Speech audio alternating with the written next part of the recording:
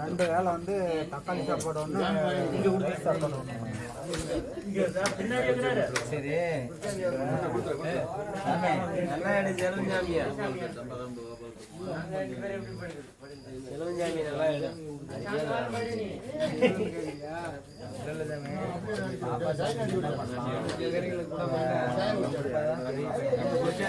சாமி சார்ண்ணா இன்னைக்கு எங்கள் கோயிலில் நாளைக்கு பசனை. சரி இன்னைக்கு நாளைக்கு என்னென்ன செய்யலாம் அப்படின்னு சொல்லி ஒரு கணக்கு போட்டுட்ருக்காங்க. எங்கள் சாமிக்கு தான் பாருங்க.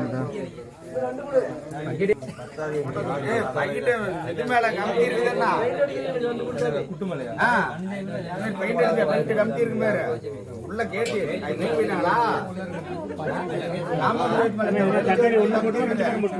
வெளியே பிடிச்சிட்டு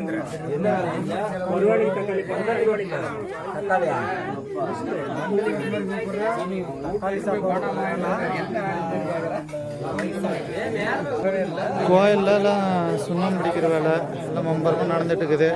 நைட்டு 10 மணி ஆகுது. 10 மணி ஆகுது. இந்த டைமில் நல்லா சின்சியராக இருக்கிறாங்க. சுண்ணம் பிடிக்கிறாங்க கோயிலை சுற்றி. சாமி சரணம் அந்த பக்கம் இந்த சிதா மிச்சா அந்த பக்கம் முடிச்சு போட்டு விடுங்க.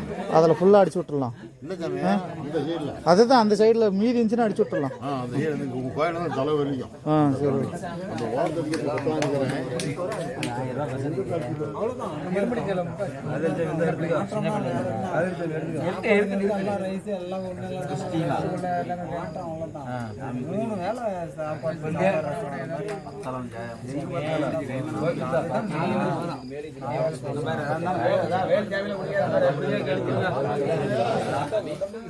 இது ஒரு தான் வளர்மதி டெக்ஸ் ஓனரு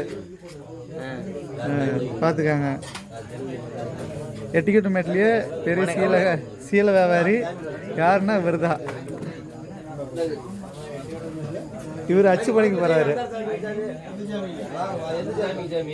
இவர் வந்து சோம்பேறி சாமி.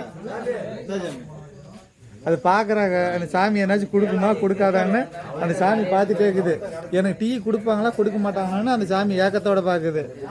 சாமி சாமி அந்த சாமி ஏக்கத்தோட பார்க்குது டீ கொடுப்பாங்களா கொடுக்க மாட்டாங்களான்னு. சாமி நான் பார் சாமி அந்த சாமி அம்போடு பார்த்துட்டு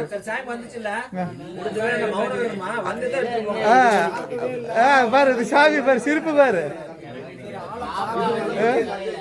இந்த சாமி சாமி சாமி இந்த டீக்கு இந்த சாமி டீ கொடுங்க.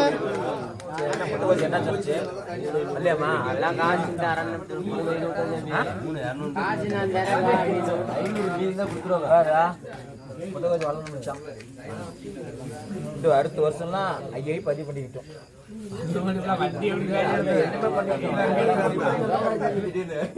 இல்ல சாமி இப்ப திடீர்னா வந்து காசு அது நான் பதிவு பண்ணிக்கிறது கூட பஸ் எப்படி பேசுறது கூட்டு போகாம எத்தனை வருது அந்த மார்க்கெட் போயிருக்காங்க.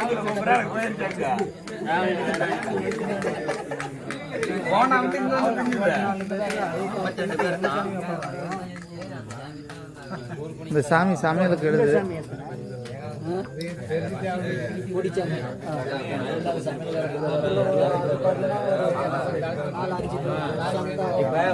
பாப்பா சாமி வருது மடி மேல வச்சுக்கோ.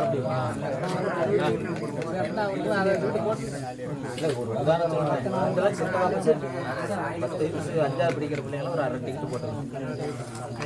போன வருஷம் பார்த்தா எவ்வளவு தெரியுது. ஒரு நிமிஷம் பேனா கூட நீ என்ன ஆறாட அரும்புத்தானாலும் காரியத்தை கரெக்டா இருப்பேன். கவலைப்படாத. மறந்து போயிட்டு மறக்க மாட்டேன். கையில இருக்குது. சரி அதை எழுதிட்டு அந்த சாமி அனுப்புங்க. மனம் கொடுத்துருக்குது. தெம்பாகார கோபால் சாமி 3000 ரூபாய் கொடுத்துருக்கு.